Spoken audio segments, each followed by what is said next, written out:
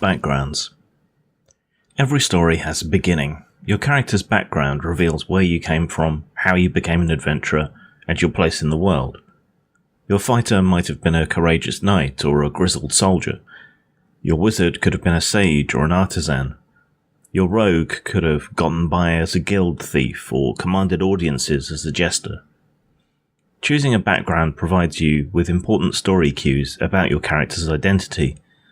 The most important question to ask about your background is, what changed? Why did you stop doing whatever your background describes and start adventuring? Where did you get the money to purchase your starting gear?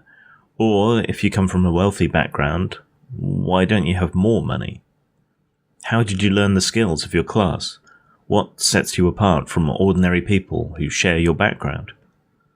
The sample background presented here provides both concrete benefits, features, proficiencies and languages, and role-playing suggestions. Proficiencies. Each background gives a character proficiency in 2 skills, described in using ability scores.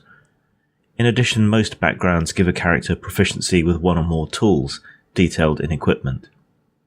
If a character would gain the same proficiency from 2 different sources, he or she can choose a different proficiency of the same kind, skill or tool, instead. Languages. Some backgrounds also allow characters to learn additional languages beyond those given by race. See languages. Equipment.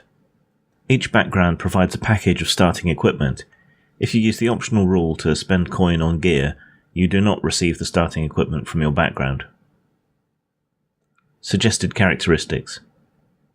A background contains suggested personal characteristics based on your background. You can pick characteristics, roll dice to determine them randomly, or use the suggestions as inspiration for characteristics of your own creation.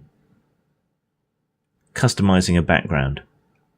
You might want to tweak some of the features of a background so it better fits your character or campaign setting. To customize a background, you can replace one feature with any other one, choose any 2 skills, and choose a total of 2 tool proficiencies or languages from the sample backgrounds. You can either use the equipment package from your background or spend coin on gear as described in the equipment section. If you spend coin, you can't also take the equipment package suggested for your class. Finally, choose 2 personality traits, 1 ideal, 1 bond, and 1 flaw. If you can't find a feature that matches your desired background, work with your GM to create one. Acolyte. You've spent your life in the service of a temple to a specific god or pantheon of gods.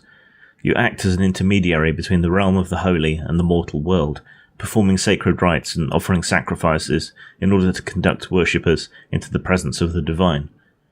You're not necessarily a cleric. Performing sacred rites is not the same thing as channeling divine power. Choose a god, a pantheon of gods, or some other quasi-divine being from among those listed in the fantasy historical pantheons or those specified by your GM, and work with your GM to detail the nature of your religious service. Were you a lesser functionary in a temple raised from childhood to assist the priests in the sacred rites, or were you a high priest who suddenly experienced a call to serve your god in a different way? Perhaps you were the leader of a small cult outside of any established temple structure, or even an occult group that served a fiendish master that you now deny. Skill proficiencies, insight and religion. Languages, 2 of your choice. Equipment, a holy symbol, a gift to you when you entered the priesthood, a prayer book or prayer wheel, 5 sticks of incense, vestments, a set of common clothes, and a pouch containing 15 gold pieces. Feature, shelter of the faithful. As an acolyte, you command the respect of those who share your faith, and you can perform the religious ceremonies of your deity. You and your adventuring companions can expect to receive free healing and care at a temple, shrine, or other established presence of your faith, though you must provide any material components needed for spells. Those who share your religion will support you, but only you, at a modest lifestyle. You might also have ties to a specific temple dedicated to your chosen deity or pantheon, and you have a residence there. This could be the temple where you used to serve, if you remain on good terms with it, or a temple where you have found a new home. While near your temple, you can call upon the priests for assistance, provided the assistance you ask for is not hazardous and you remain in good standing with your temple. Suggested characteristics. Acolytes are shaped by their experience in temples or other religious communities. Their study of the history and tenets of their faith and their relationships to temples, shrines, or hierarchies affect their mannerisms and ideals. Their flaws might be some hidden hypocrisy or heretical idea, or an ideal or bond taken to an extreme. Personality traits. D8. 1. I idolize a particular hero of my faith and constantly refer to that person's deeds and example. 2. I can find common ground between the fiercest enemies, empathizing with them and always working towards peace. 3.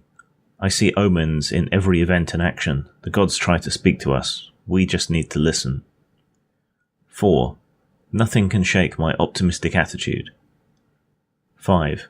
I quote or misquote sacred texts and proverbs in almost every situation. 6. I am tolerant or intolerant of other faiths and respect or condemn the worship of other gods. 7. I've enjoyed fine food, drink, and high society among my temple's elite. Rough living grates on me. 8. I've spent so long in the temple that I have little practical experience dealing with people in the outside world. Ideal. D6. 1. Tradition. The ancient traditions of worship and sacrifice must be preserved and upheld. Lawful. 2. Charity. I always try to help those in need, no matter what the personal cost. Good. 3. Change. We must help bring about the changes the gods are constantly working in the world.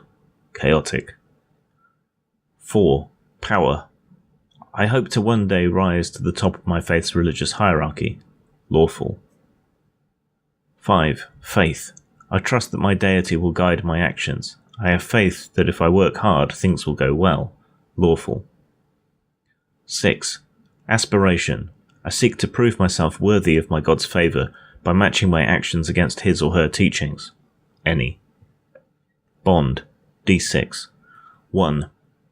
I would die to recover an ancient relic of my faith that was lost long ago. 2. I will someday get revenge on the corrupt temple hierarchy who branded me a heretic. 3. I owe my life to the priest who took me in when my parents died. 4. Everything I do is for the common people. 5. I will do anything to protect the temple where I served. 6. I seek to preserve a sacred text that my enemies consider heretical and seek to destroy. Flaw. D6. 1. I judge others harshly and myself even more severely. 2. I put too much trust in those who wield power within my temple's hierarchy. 3.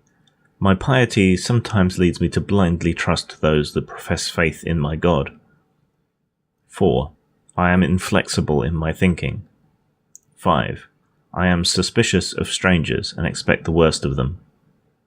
6. Once I pick a goal, I become obsessed with it to the detriment of everything else in my life.